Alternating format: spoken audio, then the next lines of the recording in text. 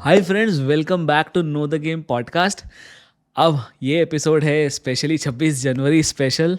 इस दिन भारत एक गणराज्य और गणतंत्र बना था और इस गणतंत्र दिवस की आप सबको पहले पहले तो बहुत सारी शुभकामनाएं। ये बहुत स्पेशल गणतंत्र दिवस इसलिए भी है क्योंकि 2024 के बाद से भारत एक नए स्टेप में, एक नए आयाम में कदम रख रहा है। एक पूरा नया साल हमारे सामने पड़ा हुआ है और पिछले 8-10 सालों से जो हमने नई पॉलिसीज़ और इकोनॉमिक मोमेंटम जो हुआ है, अब ये ऐसा समय आ गया है कि हम इसके ऊपर कैपिटलाइज करें। सीधे सीधे शब्दों में बोलें तो गणतंत्र जब बना था तब से लेकर हमारे काम करने का तरीका काफ़ी हद तक बदल गया। बहुत सारे चेंजेस हुए हैं और गणतंत्र बनने का सीधा सीधा असर हमारे करियर्स पे पड़ा है। किस तरह से पड़ा है, कहाँ तक पड़ा है, कहाँ तक नहीं पड़ा है, क्या होना है, क्या नहीं होना है, उस सब के बारे में आज परत दर परत बात करेंगे। कार्य प्रगति पर आप जो कर रहे हैं, इस अपने आप के ऊपर जो मेहनत आप करते जा रहे हैं, बहुत सारी चीज़ें सीखते जा रहे हैं, एक नई सोच विकसित करते जा रहे हैं, इस सब के लिए आपको बहुत बहुत बधाइयाँ। और गणतंत्र दिवस के इस महोत्सव में हम शामिल होते हैं इस पॉडकास्ट के थ्रू। तो देखिए, सबसे पहली बात तो ये है कि जो गणतंत्र दिवस है या जो भारत का रिपब्लिक बनना है, रिपब्लिक का एक बहुत बड़ा संदेश है। और आपने अगर परेड देखी होगी, हर साल परेड होती है। हम जब बच्चे थे तब से लेकर अभी तक परेड के लिए बहुत बहुत ही एक्साइटेड रहते हैं और बहुत उत्सुकता से हम इस पूरे परेड को देखते हैं। और उस परेड का एक तो ये है कि उसमें बहुत सारे सेक्शंस होते हैं और अलग अलग चीज़ें होती हैं। वो हर सेक्शन हमारे भारत के रिपब्लिक होने का एक पर्टिकुलर एस्पेक्ट को पॉइंट आउट करते हैं कि कल्चरल ये है हमारा, रीजनल हेरिटेज ये है, हम अलग अलग प्रांतों से मिलके बने हैं। ऐसे बहुत सारी चीज़ें हैं जिससे हम अफेक्ट होते हैं। उसके बावजूद एक और चीज़ है जो बहुत बहुत ज़्यादा इम्पोर्टेंट हमको एक जीवन के लिए, हमारी लाइफ के लिए और हमारे करियर के लिए, वो काफ़ी सारी सीख दे पाती है हमको। और इन सीखों के बारे में अगर देखोगे तो सबसे बड़ा इम्पैक्ट जो हुआ था वो गणतंत्र के कारण जो हुआ था वो था कि इक्वालिटी आ गई थी। इक्वालिटी मतलब equality of jobs and opportunity. तो पूरे भारत भर में शुरू से लेकर आखिर तक, कश्मीर से लेकर कन्याकुमारी तक, इधर आसाम से लेकर आप गुजरात तक, आप कहीं पे भी चले जाइए, कोई आपसे किसी भी बात के बारे में किसी भी आधार पर आपके साथ में भेदभाव नहीं कर सकता है। वो इल्लीगल बना दिया गया था। उसका सीधा सीधा मतलब ये है कि कोई भी कहीं भी काम कर सकता है। आपको पता है हमारे बहुत सारे बिहार और यूपी के जो भाई रहते हैं वो गुजरात में, आंध्रा में और तमिलनाडु, हर जगह जाके काम करते हैं। और उसी तरह से लोग कहीं भी, कहीं सबको स्वतंत्रता है, कहीं भी जाके आप काम कर सकते हो। और जहाँ पर काम की ज़रूरत है, जहाँ पर रोज़गार की ज़रूरत है, लोग वहाँ पे जाते हैं, अपनी जीविका कमाते हैं और अपने अपने कल्चर को, जिस तरह से जिसको जैसे रहना है, वो एक पूरी आज़ादी के साथ में, पूरी फ्रीडम के साथ में हम रहते हैं। और यही सबसे बड़ी ब्यूटी है इंडिया की। अगर आप सोचिए कि अगर ऐसा हो जाए कि सिर्फ बिहार के लोग बिहार में रहे, यूपी के लोग यूपी में रहे और मध्य प्रदेश के लोग मध्य प्रदेश में रहे और हर स्टेट का व्यक्ति सिर्फ अगर अपने स्टेट में ही रहेगा, तो हमारे पास में वो स्ट्रेंथ ही कहाँ बचेगी कि हम पूरे भारत एक यूनिटी की तरह से ऑपरेट करेगा। फिर तो हम बहुत सारे स्टेट्स का एक जमावड़ा बन जाएंगे, राइट। उसमें कोई मज़ा नहीं आता है। हमने देखा है ये चीज़ इवन यूरोप और अमेरिका में भी, इवन यूएसए भी जो है वो बहुत सारे स्टेट्स को मिलके बना है, लेकिन एक नेशनल आइडेंटिटी के साथ में हम लोग चलते हैं और यहाँ पर भी वही चीज़ हो रही है। तो एज अ गणतंत्र जब हम भारत की बात करते हैं तो कोई कहीं से भी हो, कोई कुछ भी करता हो, कोई किसी भी वेशभूषा को पहनता हो, कोई कुछ भी खाना खाता हो, उससे कोई फ़र्क नहीं पड़ता। अगर आप कोई भी काम करने में सक्षम हैं तो उसके लिए आपको इक्वालिटी का एक वरदान मिला हुआ है और आप उसी को यूज़ करेंगे और उसी के बेसिस पे आप कहीं भी काम कर सकते हैं। और जब हम ये काम की बात करते हैं और एक वर्क की बात करते हैं तो बात आ जाती है कहीं न कहीं श्रम की। श्रम मतलब कि लेबर, लेबर मतलब कि जो भी इंसान पैसे के लिए अपना समय जो है किसी को, समय और अपना एफ़र्ट जो किसी को देता है और उसके बदले में उसको पेमेंट कुछ मिलता है, तो उसको श्रम कहते हैं। श्रम एक बहुत ही कॉमन लैंग्वेज है। इवन हम लोग नेपाल में भी देखते हैं, नेपाली भाइयों को पता है कि श्रम एक इतना इम्पॉर्टेंट डिपार्टमेंट है वहाँ पे। ख़ासकर अगर आप नेपाल से बाहर जाना चाह रहे हैं तो आपको कितने श्रम के प्रोसेस कंप्लीट करने पड़ते हैं। तो एक बहुत कॉमन सा वर्ड है और इसका लिटरल मतलब जो है वो जो श्रम करने का जो एक अपॉर्चुनिटी है वो सबके लिए बराबर हो गई। यही गणतंत्र की सबसे सबसे बड़ी खासियत है, जो हम सारे भारतवासियों को इसके लिए थैंक यू बोलना चाहिए उनको, जिन्होंने हमारे रिपब्लिक को बनाया। तो जल्दी से आते हैं परेड की तरफ, जिसके बारे में आप जानना चाहते हैं कि ये परेड में इतनी सारी चीज़ें होती हैं। उसमें होता है पावर, होता है उसमें हम शक्ति का प्रदर्शन करते हैं, बहुत सारी मिसाइल आती हैं, टैंक आते हैं, ऊपर से फाइटर जेट्स भी जाते हैं और नेवी वाले लोग भी आके कुछ ना कुछ बताते हैं। ऐसे आप अगर देखोगे तो उसमें जितनी भी शक्ति भारत में है उससे रिलेटेड कुछ ना कुछ एक छोटी सी झलक दी जाती है और उसका एक प्रदर्शन किया जाता है। अब ये प्रदर्शन करने की ज़रूरत क्या है और परेड करने की ज़रूरत क्या है, बहुत बहुत इंपॉर्टेंट है कि हम एक तो अपने आप को एज अ कंट्री बताएं, कि हम याद दिलाएं कि हम क्या क्या चीज़ों के लिए स्टैंड करते हैं, क्या क्या चीज़ें हैं हमारे देश में, क्या हो रही है क्या नहीं हो रही है, क्या चल रहा है क्या नहीं चल रहा है। और दूसरी चीज़ ये भी है कि हम विश्व को दिखाना चाहते हैं कि हमारे पास में क्या क्या कैपेसिटी है, कैपेबिलिटीज़ हैं, हम क्या करने में सक्षम हैं, हम क्या करने में सक्षम नहीं हैं। और कहीं न कहीं ये कि शक्ति का प्रदर्शन इसलिए भी ज़रूरी होता है क्योंकि विश्व को बताना पड़ता है कि यार हमसे पंगा ना लो, हम लोग भी थोड़े से अपने आप में कैपेबल हैं किसी भी तरह के अनफेवरेबल सिचुएशन को मैनेज करने के लिए। तो ये जो पावर का जो शो है, डिस्प्ले ऑफ पावर जो है, ये हमारे लिए बहुत-बहुत ज़रूरी हो जाता है। कहीं न कहीं ये जो डिस्प्ले है, ये हमारे फिटनेस का भी एक सबूत देता है कि यार एज़ अ कंट्री हम काफ़ी फिट हैं। फिज़िकली नहीं but overall as a country हम फिट हैं, काफ़ी सारी चीज़ें सही चल रही हैं। और स्पेशली फिटनेस जो है, फिज़िकल फिटनेस का भी स्ट्रेंथ होता है क्योंकि उसके अंदर कितने सारे लोग होते हैं हमारे आर्मी के, पुलिस से रिलेटेड और काफ़ी सारे पैरामिलिट्री वाले लोग जो कि एक कदम ताल करते हुए चलते हैं और अपने आप को बताते हैं कि हमारे पास में संख्या बल भी है, हम स्ट्रेंथ भी रखते हैं। तो वो जो स्ट्रेंथ और फिटनेस का जो एक कॉम्बिनेशन है ना, वो भी हम लोग परेड में शो करते हैं। तो अब इस सब के पीछे करियर का क्या है, क्योंकि ये हम हमें अपनी लाइफ में इंक्लूड करने की ज़रूरत है और हम इससे सीख सकते हैं। ये सीखने वाली जो पार्ट है ना, ये बहुत-बहुत इम्पोर्टेंट है कि क्या सीखें हम लोग। तो ये जो ओवरऑल परेड होती है उसके पीछे क्या लगती है, हम लोग मिसाइल्स दिखा रहे हैं उसमें, राइट?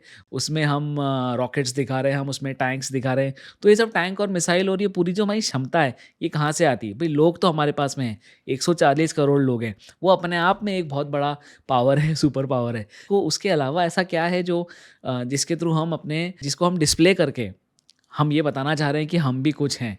तो पहली चीज़ ये होती है कि सिर्फ़ मिसाइल जो है, मिसाइल कैसे बनेगी? ऐसे तो मिसाइल बन नहीं सकती, रॉकेट ऐसे बन नहीं सकते, टैंक ऐसे बन नहीं सकते।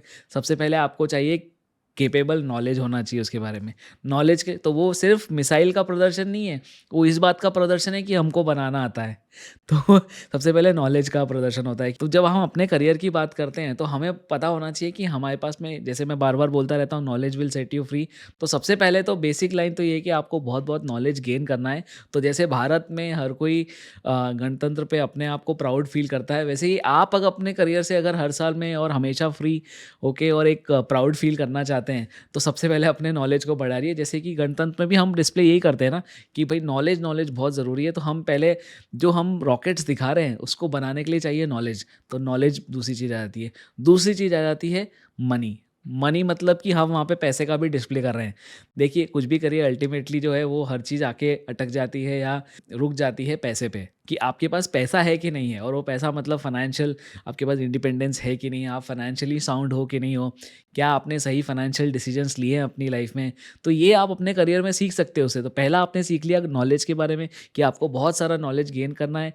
दूसरा आपको गेन करना है बहुत सारा फाइनेंस रिलेटेड एक्टिविटीज़ आपको पता होना चाहिए।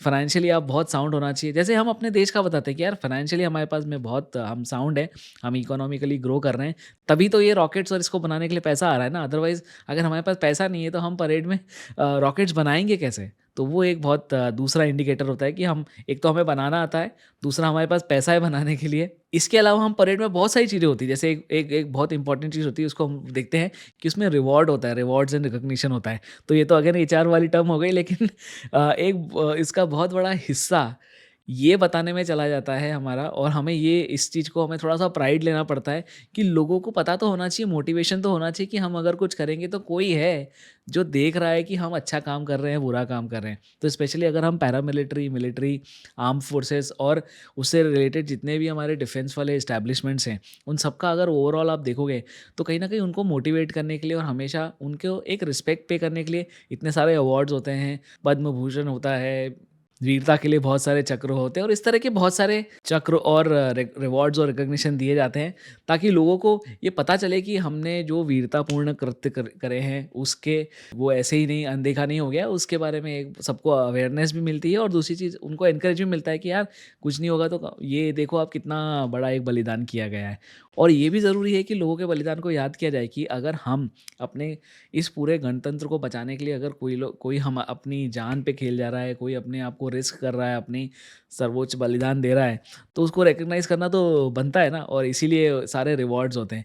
आप अपनी लाइफ में भी ये चीज़ कर सकते हैं कि आप अपने आप को और अपने आस-पास में अगर आप कोई कोई आपकी हेल्प करे, कोई आपकी मदद करे, आपके करियर में आपको आगे बढ़ने में हेल्प करे, तो आप उनको रिवॉर्ड कीजिए। रिवॉर्ड कैसे करेंगे? मतलब ऐसा नहीं कि आप उनको मेडल्स दें या कुछ, या मतलब आपको ये इंश्योर करना चाहिए कि उनको रियलाइज़ हो कि उनके जो एक्शंस हैं आपके प्रति, उनको आपने कंसिडर किया है और आपको याद है कि उन्होंने आपकी हेल्प करी है, और आप उनको उनके इसको एक्नॉलेज करते हो अपने कंट्रीब्यूशन के लिए। अगला हिस्सा आता है परेड का, जो कि कल्चरल होता है। आपने देखा होगा बहुत सारी अलग-अलग स्टेट्स की अलग-अलग झाँकियाँ आती हैं, अलग-अलग उसके अंदर बहुत सारे सांस्कृतिक, और हर स्टेट की जो एक उस साल का थीम होता है, उस साल की जो जिस चीज़ के बारे में वो हाइलाइट करना चाहते हैं, उसके बारे में एक झाँकी बनाते हैं, उसके बारे में एक पूरा प्रोसेशन बनाया जाता है। उसमें लोग डांस भी करते हैं, उसमें लोग कुछ कोई एक्टिविटी, उसकी एक झलक दिखाई जाती है कि हमारे स्टेट में इस साल सबसे प्रोमिनेंटली ये चीज़ चल रही है। तो वही चीज़ जो है वो हमें अपनी लाइफ में भी देखना है कि हमें अपना समझना पड़ेगा कि जहाँ हमारे करियर में नॉलेज बहुत-बहुत ज़रूरी है, स्ट्रेंथ बहुत-बहुत ज़रूरी है। बहुत ज़रूरी है कि आप पर्सनली और फाइनेंशियली बिल्कुल साउंड हो और गलत फाइनेंशियल डिसीजंस ना लें। लेकिन उतना ही ज़रूरी आपका कल्चर है। तो आपको ये भी एंश्योर करना है कि आप अपने कल्चर को, अपनी जो आप रिलीजन जिसको फ़ॉलो करते हैं, आप जिस बैकग्राउंड से आते हैं उसको फ़ॉलो करें, और उसको फ़ॉलो करते-करते जो भी आप परफ़ेक्ट, जो भी अपनी तरफ से आपसे बन पड़ता है, आप वो फ़ोकस करते जाइए और उसको अपनी लाइफ़ में इंक्लूड कीजिए। तो एक तरफ आपने देख लिया नॉलेज हो गया, एक तरफ स्ट्रेंथ हो गया, एक तरफ आपने कल्चर को देख लिया, एक तरफ पैसा देख लिया।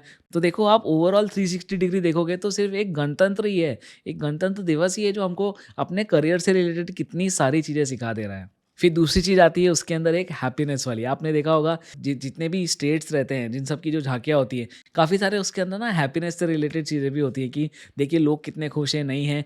तो जब हम हर साल जब गणतंत्र दिवस की परेड देखते हैं, तो कहीं न कहीं एक मैसेज ये भी दिया जाता है टॉप कंट्री के जितने भी बड़े ऑफिशियल्स हैं और लीडर्स हैं, उन सब के द्वारा, कि देश के अंदर खुशहाली है, देश के अंदर काम अच्छा हो रहा है, देश के अंदर काम सही चल रहा है, लोग खुश हैं, लोग अपनी अच्छी लाइफ जी रहे हैं। तो एक हैप्पीनेस का मैसेज ज़रूर जाता है सब तरफ से, और वही आपको अपने लाइफ में भी इंक्लूड करना है कि आप अपने करियर में इंश्योर करिए कि आपने नॉलेज के पीछे दौड़ लिया, आप फिटनेस के पीछे दौड़ लिए, आप कल्चर को फॉलो कर लिया। एट द सेम टाइम आपको हैप्पीनेस को भी चेज़ करना है, क्योंकि अल्टीमेटली पर्पस, इन सब चीज़ों का पर्पस जो है वो हैप्पीनेस है। जो पहला वाला पॉइंट है, जो नॉलेज वाला बोल रहा हूँ, उसके अंदर जो स्ट्रेंथ वाला पॉइंट है, वो आपको इंश्योर करना है कि आपकी स्ट्रेंथ जो है वो लोगों को पता भी हो। ऐसा नहीं है कि सिर्फ आप ही को पता है। इसीलिए आपने देखा होगा, अगली जो आपकी जो जितनी भी गणतंत्र दिवस की परेड होती है, उसके अंदर में कोई ना कोई गेस्ट बाहर से ज़रूर आता है। अगर हम अपनी ही ढपली खुद से बजाएँगे और खुद को ही हम प्रेज़ करेंगे, तो ऐसा लगेगा कि यार हम अपने आप को ही बस बढ़ा चढ़ाकर बता रहे हैं। लेकिन जब कोई गेस्ट आता है और वो गेस्ट का हम एक्सप्रेशन देखते हैं, जब वो गेस्ट वापस जाके हमारे बारे में अच्छी-अच्छी बातें बोलते हैं, तब वो उस चीज़ का, तो हम ये नहीं चाहते कि हम अपने आप में अच्छे हों, वो तो होना ही है।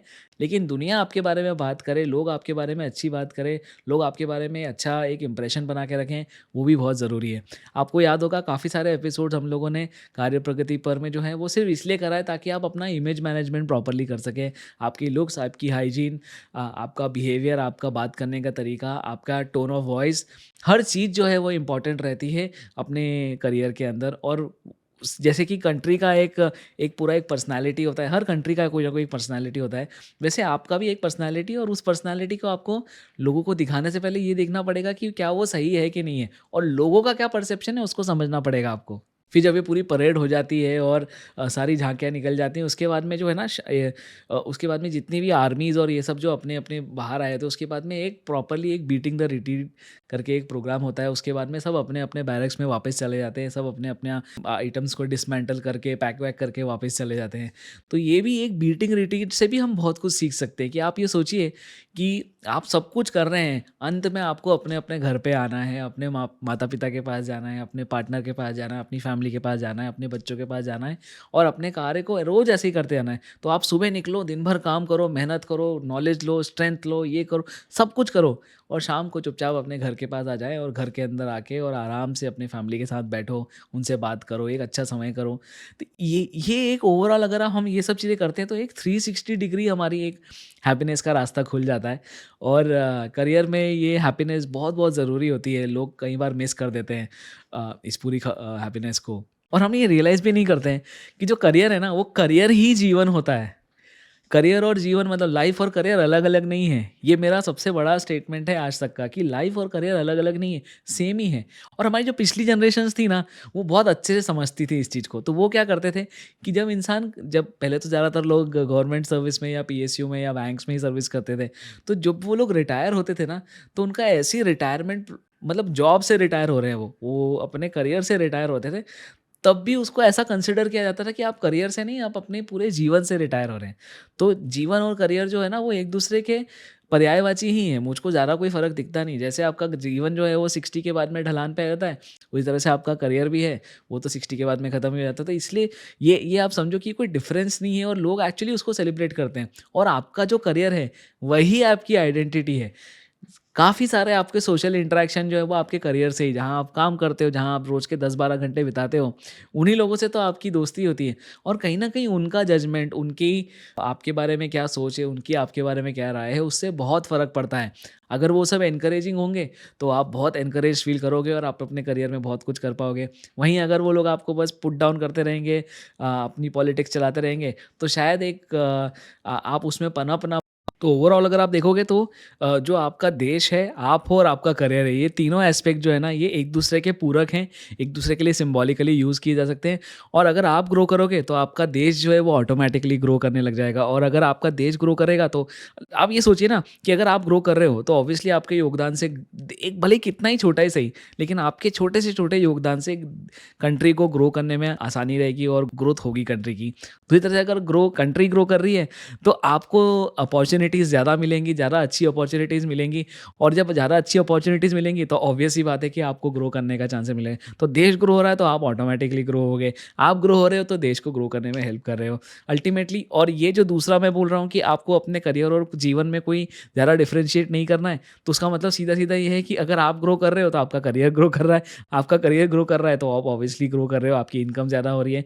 तो ये दोनों एक दूसरे के लिए इंटरचेंजेबल है और लाइफ और करियर में ऐसे कोई बहुत ज़्यादा डिफरेंस नहीं है। तो जिसने करियर सँभाल लिया, वो उसकी लाइफ ऑटोमैटिकली सँभल गई। जिसने लाइफ सँभाल ली, उसका करियर ऑटोमैटिकली सँभाल लिया। ऑफ़ कोर्स लाइफ में करियर के अलावा बहुत सारे एस्पेक्ट्स होते हैं, लेकिन अगर आप हमारे नज़रिए से देखो, नो द गेम पॉडकास्ट के नज़रिए से देखो, जिसमें आप करियर को एक होलिस्टिकली देखते हो और 360 डिग्री से देखते हो, तो आई थिंक वो पूरा सब सेम ही होता है। और जब आप अपने अंदर इन सब चीज़ों को इंक्लूड करेंगे, तो आपको आगे बढ़ने के मौके अपने आप मिलते जाएँगे। ऐसे-ऐसे दरवाज़े खुलते जाएँगे जो आपने सोचे भी नहीं होंगे कि इतनी अपॉर्च्युनिटीज़ आपके लिए सामने लाइन लगा के खड़ी। बस आपको अपने आप के ऊपर मेहनत करते जाना है, अपने आप को इम्प्रूव करते जाना है और सबसे इम्पोर्टेंटली कार्य प्रगति पर कभी रुकना नहीं चाहिए। इसी शपथ के साथ हम आज के इस एपिसोड को विराम देते हैं और आपको गणतंत्र दिवस की बहुत-बहुत शुभकामनाएँ देते हैं।